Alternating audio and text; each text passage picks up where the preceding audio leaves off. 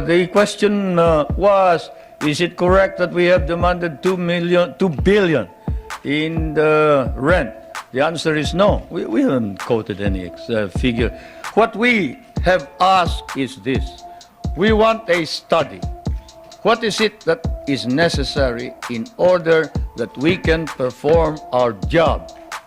You and I know that if the Philippines is attacked, the United States is not necessarily bound to immediately react, because the provision of the Mutual Defense Pact is that you will immediately take steps as is necessary to meet the contingency in accordance with your constitutional processes.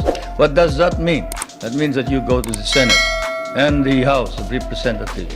What does that mean? That means delay while we are dying there.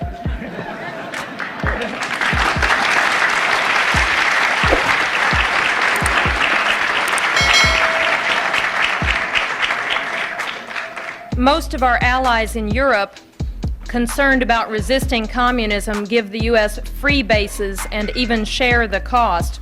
Why shouldn't we expect the same kind of cooperation from the Philippines instead of demands for more rent? Well, for one thing, you haven't exactly paid for what we lost in the last war. If we must make an accounting, 75% of our cities were devastated in the last war. We lost 1 million men. Shall I quote you the statements of Roosevelt and MacArthur that every Carabao will be paid for?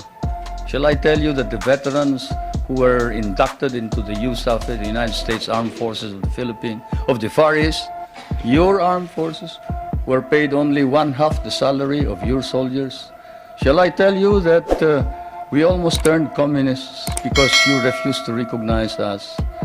Shall I tell you that I had a difficult time stopping my guerrillas, 25,000 of them from joining the communists, because precisely you sort of forgot that we had done the fighting for you, you know, and we were parts of your armed forces. But in fairness to the American Congress, when we came here and we called attention to the fact that we had been abandoned and forgotten, they themselves, in outrage, immediately passed a law recognizing the services of the Filipino and reinstating them as parts of the United States Armed Forces in the Far East, including back pay and benefits.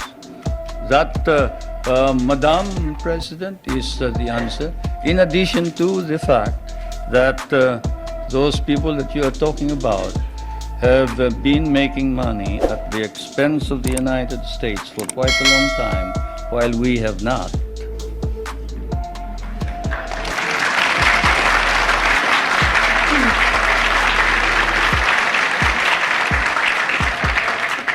After the attack on Pearl Harbor, U.S. bases in the Philippines could not be defended. Why should we expect that in another war these bases would be more reliable? That's one of the questions that I wanted to find out.